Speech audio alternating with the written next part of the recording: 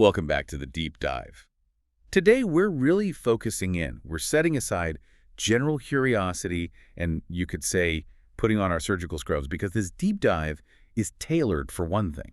The high-stakes environment of the MD anesthesiology examination. Exactly. We're treating our material today not just as academic sources, but more like essential faculty notes, the kind of synthesized wisdom you need to really nail the written exam. And I'd argue, maybe even more importantly, to navigate the Viva.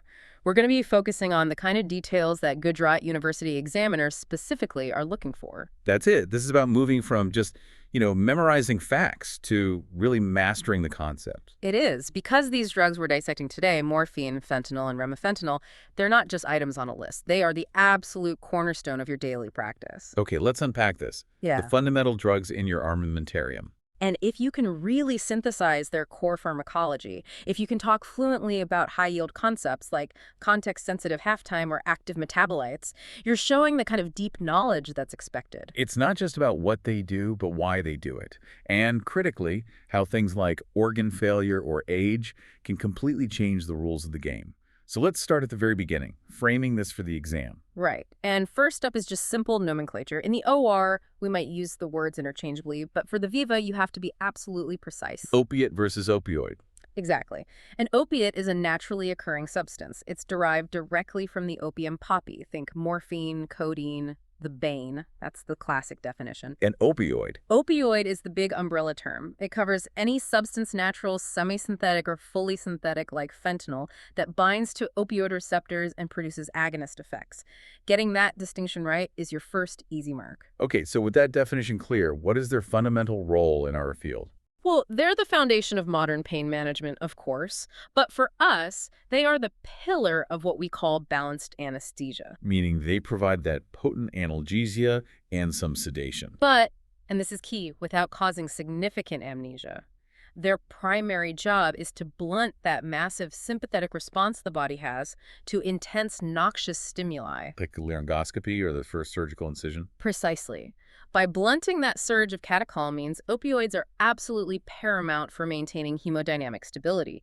They let us use less volatile gas, which means less myocardial depression, better control. Which brings up a really important question.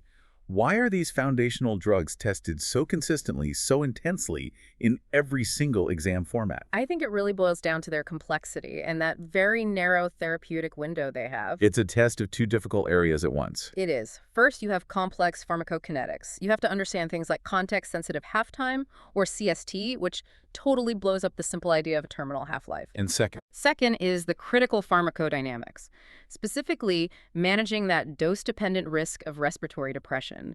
That is the single most dangerous side effect you have to control. And that danger is, I suppose, made worse by how much patients can vary? Oh, absolutely. And examiners love scenarios where the standard rules don't apply. How does renal failure change how you dose morphine? Right. Or how does shock affect the concentration of fentanyl at the brain? Exactly. Or extremes of age, neonates versus the elderly. This variability is the real testing ground for clinical pharmacology. So let's map out the common question patterns. For a big 20-mark long answer, what should you be ready for? For a 20-marker, you have to be ready to write a detailed comparative essay.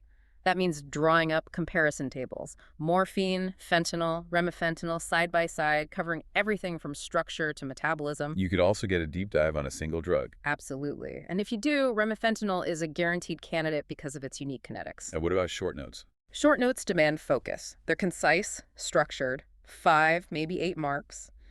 Expect really high-yield topics. Things like the specific opioid receptor subtypes, the dangers of neuraxial morphine, or that paradoxical thing, opioid-induced hyperalgesia, OIH. You need to have answers for those ready to go. You do. Pre-prepared. Okay, if the drugs are the armamentarium, then the receptors are the targets. Let's map out the opioid receptor family. We're talking U, Mu, Kappa, and Delta. This level of detail is a must for the Viva. Yes. And the first key piece of information for the examiner is their classification. All 3 are part of that huge superfamily in pharmacology. The G protein-coupled receptors, GPCRs? Correct. And specifically, they are coupled to the inhibitory G proteins, predominantly the GGO family. That coupling is what dictates the entire inhibitory cascade that follows. And where do we find these receptors concentrated in the body? They're strategically placed to control pain.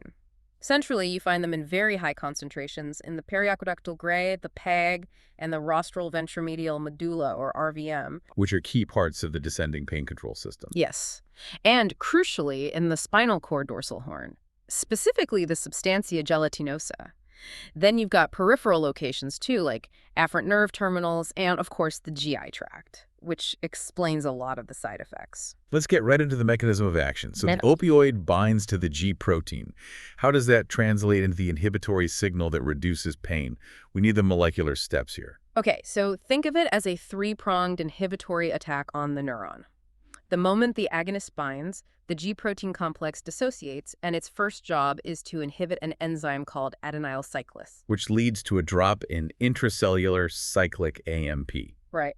Less CAMP means the cell is just less excitable. That's prong one. Okay. Prong two is the core mechanism at the presynaptic terminal. The G protein inhibits voltage-gated calcium channels. Now, since you need calcium influx to release neurotransmitters, You block the calcium, you block the release. you block the release of excitatory signals, primarily substance P and glutamate. You're basically shutting down the pain signal before it can even cross the synapse. And the third prong. That happens at the postsynaptic membrane. Here, the G protein activates inwardly rectifying potassium channels. This causes potassium ions to rush out of the neuron. Efflux of positive ions. Exactly, which leads to hyperpolarization. It makes the postsynaptic neuron much less excitable. It raises the threshold needed to fire. So that sequenceless CAMP, blocked calcium influx, and more potassium efflux, that is the non-negotiable molecular answer for your exam. Beautifully explained. Now let's link that mechanism to the clinical effects by looking at the receptor subtypes. We talk about the new receptor, but what about the functional subtypes, mu1 and 2? This is a really useful distinction for separating the good effects from the bad. Activation of the NEU1 subtype is mainly responsible for supraspinal analgesia, the pain relief that originates in the brain, and also the euphoria. Okay, the desirable effects. Mostly. The mu2 subtype, on the other hand, mediates spinal analgesia, but critically, it's also responsible for the major adverse effects: respiratory depression, constipation, and physical dependence. So when we're trying to design safer opioids, we're really trying to hit muta and avoid nu. That's the holy grail, yes. What about the other receptors, kappa and delta? Well, Kappa receptors also provide analgesia, mainly at the spinal level, but activating them is associated with unwanted sedation and often really unpleasant dysphoria or psychotomimetic effects. Which is why they haven't been very successful clinically. Precisely. And delta receptors seem to contribute to both spinal and supraspinal analgesia, and they might modulate the metroreceptors' function. But clinically, our main focus is always on the potent MATI agonists like morphine and fentanyl. So let's circle back to location then and define the mechanisms of analgesia, central versus peripheral. Right. Central analgesia happens in two main ways. First, there's the spinal mechanism, that direct inhibition of neurotransmitter release in the dorsal horn we just talked about. And second, The supraspinal mechanism. This is where opioids activate the descending inhibitory pathways. They activate neurons in the PAG and RVM, which then send signals down to the dorsal horn, further shutting down pain transmission. It's like turning down the pain signal at the source and also telling the brain to send its own painkillers down. the idea of peripheral analgesia is really interesting, especially for multimodal strategies. How does that work? It's a fascinating area. So you have opioid receptors that are made in the dorsal root ganglia and then sent out to the peripheral nerve terminals. Normally, they're pretty dormant. But not always. Not always. Under inflammatory conditions, say a bad burn or arthritis, their functional density just shoots up. Immune cells at the site of inflammation actually release endogenous opioids. The body's own morphine. Exactly. And those peptides, along with any opioids you might administer regionally, can then act on these peripheral receptors to produce really significant analgesia, but without the high systemic levels and side effects. That's why injecting an opioid into an inflamed joint can be so effective. Okay, let's move from the target to the drug's journey through the body pharmacokinetics. Starting with the basics. Absorption. Well, in the operating room, it's simple. Intravenous is our default. You get 100% bioavailability, instant titration. It's what we need. But you have to know the other routes for the exam. Oral, for instance. Absolutely. And you have to know why oral morphine is tricky. It has very poor oral bioavailability, only around 20 to 30%. because of that huge first-pass metabolism in the liver. Exactly. Most of the dose gets chewed up before it ever reaches the systemic circulation. That's why other routes, like transdermal for fentanyl or transmucosal for fentanyl lollipops, were developed to bypass the liver. Now, let's get to distribution. This is the core difference between morphine and fentanyl. It all comes down to lipid solubility and ionization. So why does fentanyl get to the brain so much faster? The speed of onset is all about how fast a drug can cross the blood-brain barrier, which is, big fatty membrane. So lipid solubility is king. And fentanyl is extremely lipid soluble. Extremely. It crosses the BBB almost instantly. That's why its onset is within minutes. Morphine, on the other hand, is hydrophilic. It's water-soluble, so it crosses that fatty barrier very slowly, which is why its peak effect after an IV dose can be 20 minutes or more. But as you said, it's not just solubility. The ionized fraction plays a huge part. It does. This is where pKi comes in. Opioids are weak bases. At body pH, which is 7.4, only the portion of the drug that is unionized is lipid-soluble enough to cross membranes. So the closer the pKi is to 7.4, the more unionized drug you have. Exactly. Look at fentanyl. Its pKi is 6.5, so at pH 7.4, it's about 90% unionized. Super rapid onset. Now look at morphine. Its pKi is 8.0. So it's mostly ionized. Right. Only about 23% is unionized. So you have this double whammy for morphine, low lipid solubility and high ionization. That's why it's the slow coach to the brain. And what about protein binding? How does that factor into our clinical thinking? Well, opioids bind to proteins in the blood, mainly albumin and, importantly, ion acid glycoprotein. Which is an acute phase reactant. Correct. So in a patient with a chronic illness, say renal failure or major inflammation, their I1 acid glycoprotein levels go up. Since a drug like fentanyl is highly protein-bound, around 80–85%, this can actually decrease the amount of free active drug in the circulation. So the effect might be less than you'd expect. Initially, yes. It can sort of mask the true concentration until things normalize. It's an important consideration. Okay, on to metabolism and elimination. This is where we need to separate the idea of terminal half-life from the concept that really matters in the OR. Yes. This is the examiner's favorite concept to test, the context-sensitive half-time, or CST. Why is terminal half-life not as relevant for us? Because it measures the time to clear 50% of the drug from the entire body, but the anesthetic effects wear off long before the drug is actually eliminated. It's just not a useful predictor of wake-up time. So define CST for us, the exam-perfect definition. The CST is the time required for the plasma concentration of a drug to fall by 50% after you start a continuous infusion that has reached a steady state. The context is simply the duration of that infusion. And it directly predicts clinical recovery. It's the best predictor we have, especially for TIVA. So what's the clinical significance of this for our lipophilic drugs like fentanyl? For a drug like fentanyl, the CST gets longer and longer as the infusion runs. It's all about tissue accumulation. Because it's so lipophilic, it quickly leaves the blood and gets stored in fat and muscle. The peripheral reservoirs. Right. When you stop the infusion, the drug has to slowly leak back out of those tissues into the plasma before the liver can even see it to clear it. That redistribution process takes over. So for fentanyl, after a single shot, it's short-acting. But after a 4-hour infusion, the CST is massive, something like 260 minutes. It effectively becomes a long-acting drug. That's exactly right. And it's why it's a poor choice for a long TIVA case if you want a fast wake-up. Okay, let's dive into the drugs themselves, starting with the prototype, the yardstick. Morphine. Morphine is the classic. It's a naturally occurring phenanthrene alkaloid. It's hydrophilic, the original opiate, and it's the standard against which all others are measured. It's a full agonist, Yeah. very selective for the Wurf receptor. Yes, it hits both MOR1 and MOR2. And its low lipid solubility, that hydrophilic nature, is what governs its entire pharmacokinetic profile. So walk us through that profile, the slow onset and the long duration. Well, because it's hydrophilic and not very unionized, it crosses the blood-brain barrier slowly. That's the slow onset peak effect isn't until 20 or 30 minutes after an IV dose. And the long duration. Well, once it's in the CNS, it also leaves slowly. That, combined with a pretty long elimination half-life of 2 to 4 hours, gives it a duration or action of about 4 to 6 hours from a single parenteral dose. Okay, now, for what you said is the highest yield exam content, the active metabolites of morphine. This is where students can really get into trouble. Absolutely. So morphine is metabolized in the liver, mainly by conjugation. This creates 2 major metabolites, and the crucial thing to remember is that both are cleared by the kidneys. Let's start with the main one, M3G. Right, morphine 3-glucuronide. This is the most abundant one, about 70%.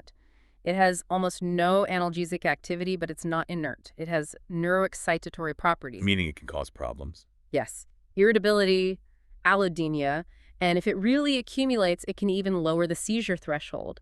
It contributes to the bad stuff, not the good. And now for the metabolite that really dictates how we dose the drug safely. That would be morphine 6-glucuronide, or M6G. It's only about 5 to 10% of the total, but it is a hugely potent agonist. Some studies say it's 4 to 6 times more potent than morphine itself. And it contributes to that delayed, prolonged effect. It does, especially after you've given a few doses. It's responsible for a big part of the analgesia and, importantly, the respiratory depression. So the critical exam point here is Both metabolites M3G and M6G are cleared by the kidneys.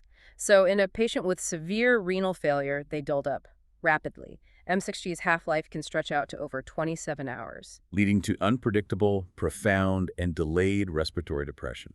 Exactly. It makes morphine a relative contraindication in that population, or at the very least, it means you have to drastically cut the dose and extend the interval. You have to mention that in an exam.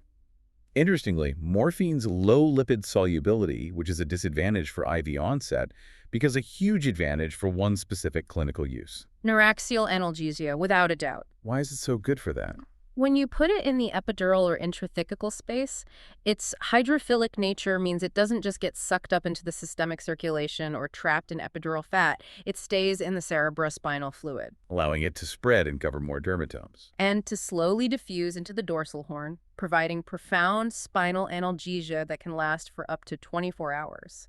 It's the go-to for single-shot, long-duration pain relief, like after a C-section. But you've mentioned before this is a double-edged sword. It is. The flip side of that long duration is the risk of delayed respiratory depression. Because it stays in the CSF, it can slowly creep rostrally up to the respiratory centers in the brainstem. Causing respiratory depression hours after the dose was given.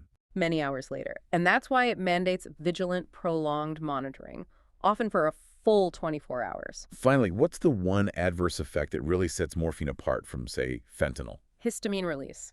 Morphine directly causes mast cells to degranulate. This leads to urticaria, itching, and, in a sick patient, potential hypotension from vasodilation. That's a key differentiator. All right, let's shift from the natural prototype to the synthetic powerhouse. Fentanyl, the phenylpiperidine derivative, a massive leap in potency. A huge leap. Fentanyl is about 100 times more potent than morphine, milligram for milligram. And its defining feature is its high lipid solubility. And that solubility, as we said, dictates its pharmacokinetics. Yeah. Let's contrast its rapid onset with how it wears off. The rapid onset is easy. It's so lipophilic, it just flies across the blood-brain barrier. But then after that initial quick entry into the brain, it very quickly redistributes out of the brain. And into those inactive tissue reservoirs, muscle and fat. Exactly. And that redistribution is why it has such a short duration of action after a single bolus dose. The effect is terminated by the drug leaving the brain, not by it being metabolized. But, and we have to keep hammering this point home, that completely changes when you run an infusion. It's the fentanyl trap. With the continuous infusion, those peripheral tissues get saturated, they fill up. So when you stop the infusion, there's no more room for redistribution to work. And now you're totally reliant on the liver to clear it? You are. And that's why its context-sensitive half-time shoots up the longer you run it. It can climb to over 4 hours. It turns your short-acting drug into a very long-acting one. Okay. And its metabolism is through the liver, producing an inactive metabolite, norfentanyl. Which is a huge clinical advantage over morphine. No risk of an active metabolite building up in renal failure. So its advantages of potency, cardiovascular stability. Right, no histamine release. And it's versatile. You can give it as a patch for chronic pain or via the transmucosal route. It's still a core drug for cardiac anesthesia because it provides that powerful analgesia without depressing the heart. Okay, now the critical adverse effect, the exam favorite. Chest wall rigidity. Ah, yes. Wooden chest syndrome. This is a real and very scary phenomenon. It happens when you give high doses very rapidly. And what's the mechanism? It's complex, but it's about a rapid, high concentration hitting the CNS. This causes a generalized, severe muscular rigidity. It affects the intercostals, the abdominal muscles. Making it impossible to ventilate the patient. Impossible. The chest wall is solid. You can't bag mask them. It's a true anesthetic emergency. So what is the immediate life-saving thing you must do? The rigidity is muscular, so you have to give a muscle relaxant, a neuromuscular blocker. That's the only thing that will break the spasm. Paralyze, then intubate. Immediately, paralyze, intubate, and take over ventilation. In Aviva, you have to show you can act decisively on that. Okay, now we move to the outlier, to remifentanil. If fentanyl is the workhorse, remifentanil is the precision scalpel. This is a guaranteed high-yield topic. It is. Remifentanil is a pure agonist, ultra-short-acting. But its real claim to fame isn't its potency, it's how it's eliminated. Its kinetics are incredibly predictable. So let's detail that unique mechanism, metabolism by plasma esterases. This is the absolute core concept. Remifentanil has an ester linkage in its structure. This makes it susceptible to being broken down, hydrolyzed by nonspecific tissue and plasma esterases. And it's important to distinguish these from plasmacolinesterase. Very important. It's not the same enzyme that breaks down succinylcholine. These esterases are everywhere in the blood, in the tissues, and they rapidly convert remifentanil into inactive metabolites. So what's the massive clinical implication of this rapid universal metabolism? It means remifentanil's clearance is incredibly high, totally predictable, and this is the single most critical fact. It is completely independent of liver function and independent of renal function. Making it the ideal opioid for a patient in multi-organ failure. The perfect opioid for that scenario. And this metabolism translates directly to its most famous feature, the ultra-short, context-sensitive half-time. That's right. The CST for remifentanil is about 4 minutes. And here's the kicker. It's completely independent of how long you run the infusion. So 10 minutes or 10 hours, the wake-up time is the same. The time for the plasma level to drop by half is the same. Exactly. Because the drug is metabolized in the blood faster than it can ever accumulate in the tissues. And for the written exam, you absolutely have to sketch that CST graph. You must. You draw the remifentanil curve as a flat line at 4 minutes, and then you draw the fentanyl curve rising up exponentially. It's the perfect visual summary of the difference. Given this amazing predictability, what are its prime clinical uses? It's the gold standard for total intravenous anesthesia for TIVA. It gives you such precise control. It's perfect for things like blunting the response to intubation, then dialing it way down. And for cases where you need a quick wake-up. Exactly. Neurosurgical wake-up tests, daycare surgery. It's invaluable when you need a fast, predictable recovery. Okay, let's talk limitations. That rapid offset is also a predictable problem. It is. The second you turn off the infusion, all the analgesia is gone within minutes. So you have to be proactive. You have to establish an analgesia bridge. With a long-acting opioid or a regional block. Before you stop the remifentanil. If you don't, your patient wakes up in a sudden, severe pain crisis. And the second limitation is a hard contraindication. Yes, the formulation. Remifentanil comes prepared with glycine as a buffer. And since glycine can be neurotoxic when given intrathecally, remifentanil is absolutely contraindicated for neuraxial use. Epidural or spinal, that is a classic Viva trap. A huge one. Okay, finally, we have to talk about opioid-induced hyperalgesia, or OIH. This is a really advanced topic. It is, but it's becoming more and more relevant. OIH is this paradoxical increase in pain sensitivity. It can develop really quickly after you stop a high-potency opioid like remifentanil. So it's not the same as tolerance. It is fundamentally different. Tolerance means you need more drug for the same effect. Hyperalgesia means the body's entire pain processing system has been ramped up. The pain threshold is now lower. What are the proposed mechanisms behind this? The leading theory is a rapid central sensitization. It seems to involve the upregulation of NMDA receptors in the spinal cord, the same ones involved in chronic pain.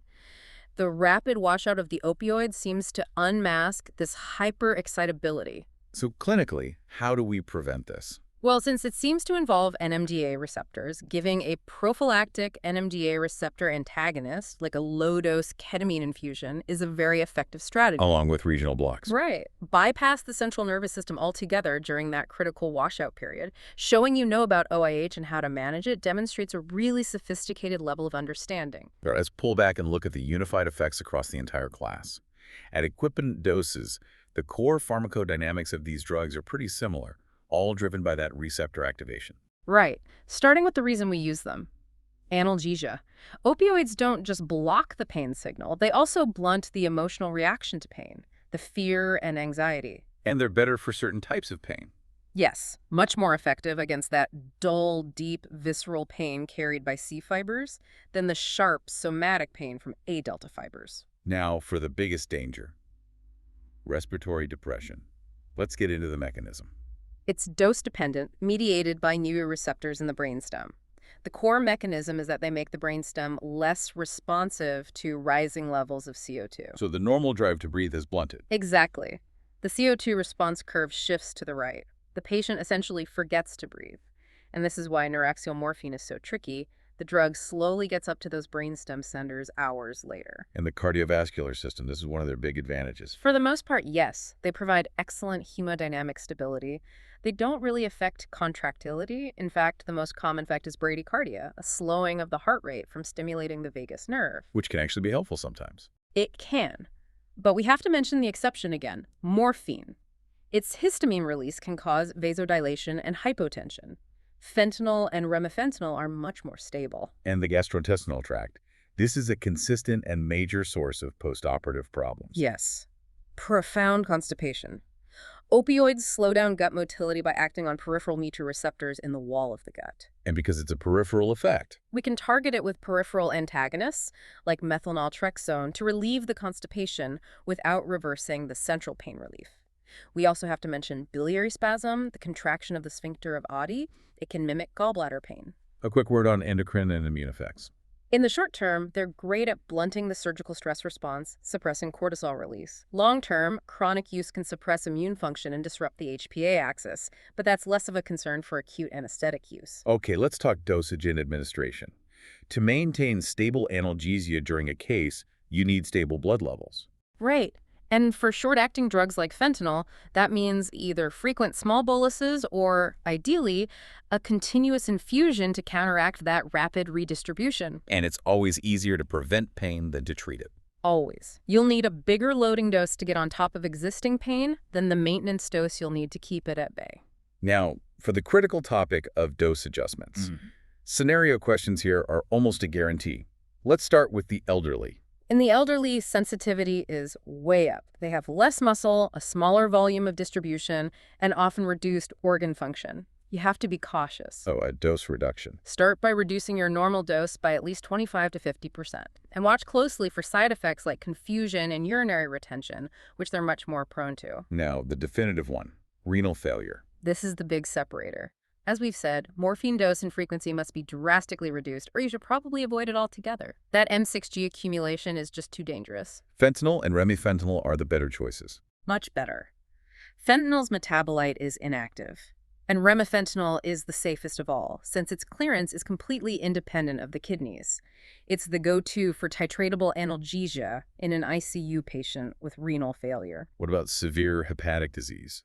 Well, the liver clears both morphine and fentanyl, so in a patient with decompensated cirrhosis, for example, their clearance will be significantly reduced. You'll see a prolonged effect. Doses need to be cut. And again, remifentanil is the exception. The unique exception. Its plasma esterase metabolism means its kinetics are totally unaffected. It's the safest choice in severe liver failure, too. Right. This next section is all about patient safety and is a huge exam favorite. Adverse effects and complications. The biggest risk remains respiratory depression. It's the most critical complication, full stop. Yeah. And you have to be able to distinguish between immediate depression from an IV bolus and the delayed kind. The classic scenario being with neuraxial morphine. That's the one. It can take 6 to 12 hours for that hydrophilic drug to crawl up to the brainstem, so you need to be monitoring respiratory rate and sedation level for a full 24 hours. That's non-negotiable. What about nausea and vomiting? A huge cause of patient dissatisfaction. It is. It's stimulated centrally at the chemoreceptor trigger zone, the CTZ. The best approach is multimodal. Use regional techniques to reduce the total opioid dose and use prophylactic antiemetics. Okay, and pruritus. The itching, especially common after epidurals. Very common with neuraxial morphine. It's a centrally mediated effect. And importantly, it can often be reversed with a very small, carefully titrated dose of naloxone, an antagonist. Enough to stop the itching, but not enough to reverse the pain relief. And urinary retention. A big problem, especially in elderly men.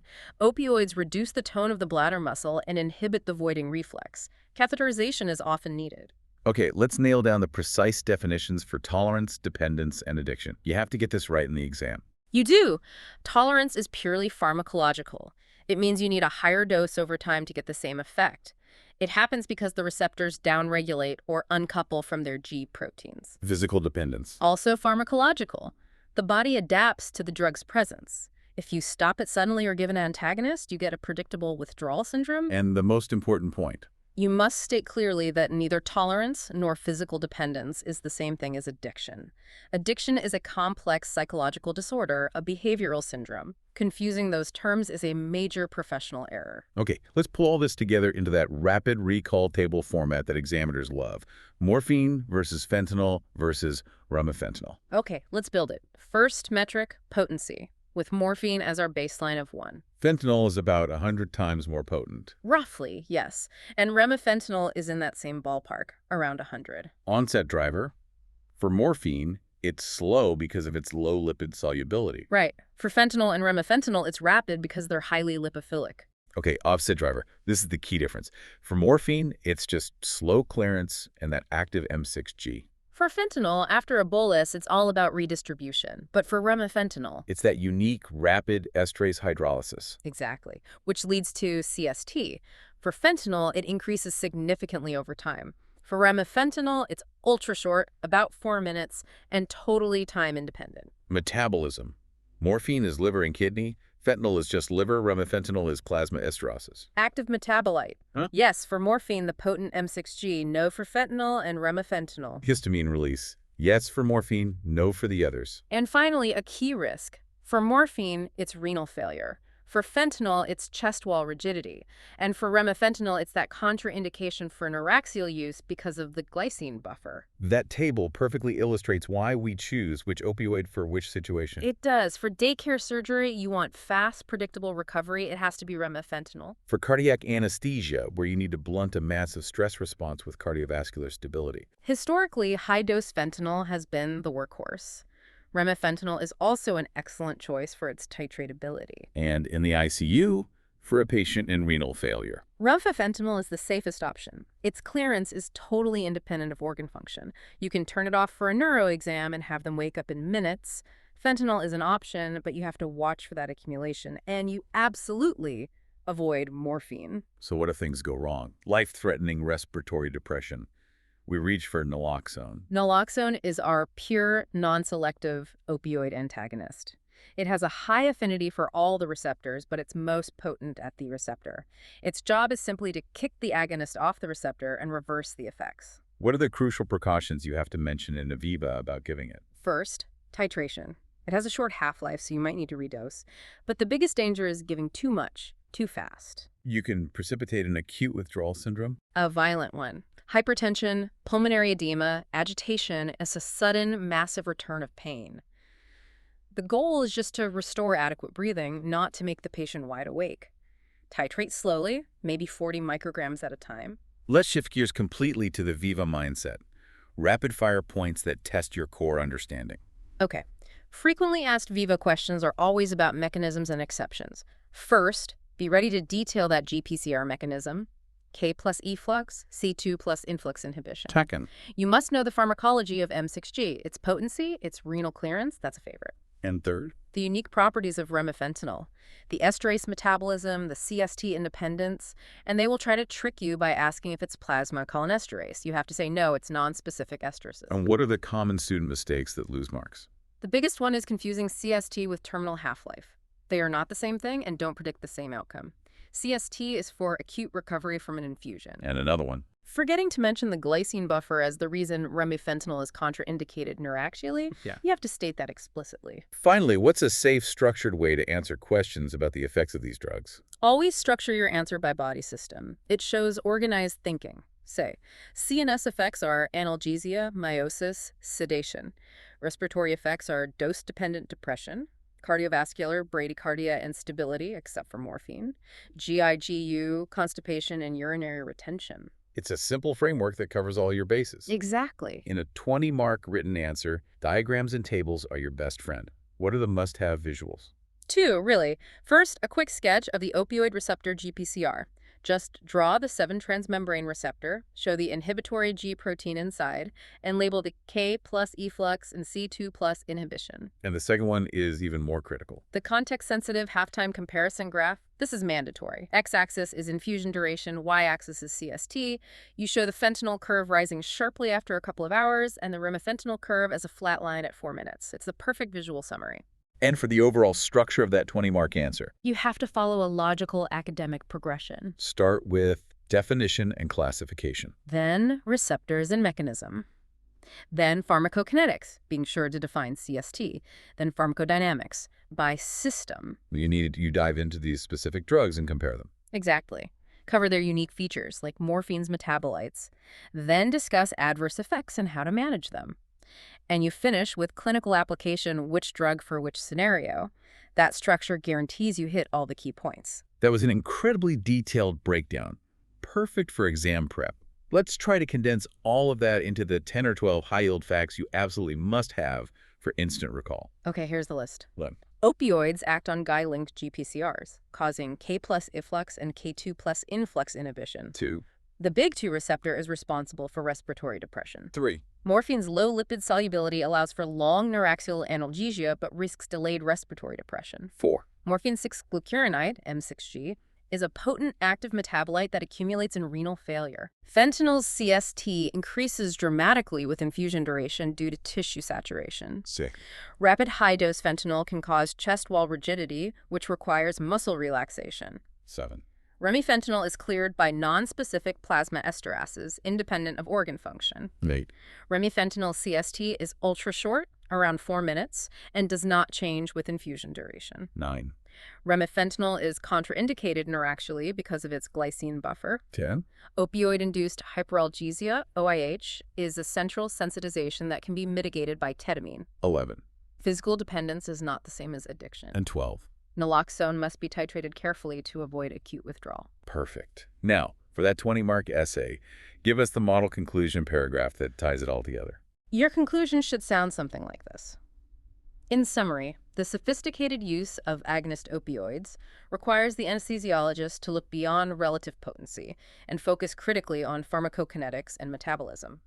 The choice of agent, whether the long-acting hydrophilic morphine with its renal metabolite risk, the rapid onset redistribution-dependent fentanyl, or the ultra-short organ-independent remifentanil, must be precisely tailored to the surgical requirement, the duration of infusion, and the patient's underlying organ function. Mastering the CST and the pharmacodynamic mechanisms, particularly the management of respiratory depression and OIH, is essential to ensure a profound analgesic experience coupled with safe, predictable recovery. That really wraps up the high-yield material on these cornerstone drugs. So what does this all mean looking forward? Well, we've established that even our most precise drug, remifentanil, comes with the risk of acute tolerance and opioid-induced hyperalgesia.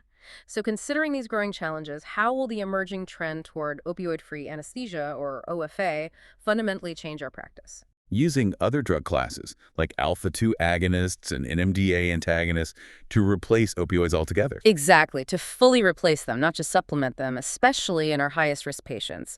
That shift really defines the next era of our specialty, and it's something you should be thinking about as you walk into that exam hall.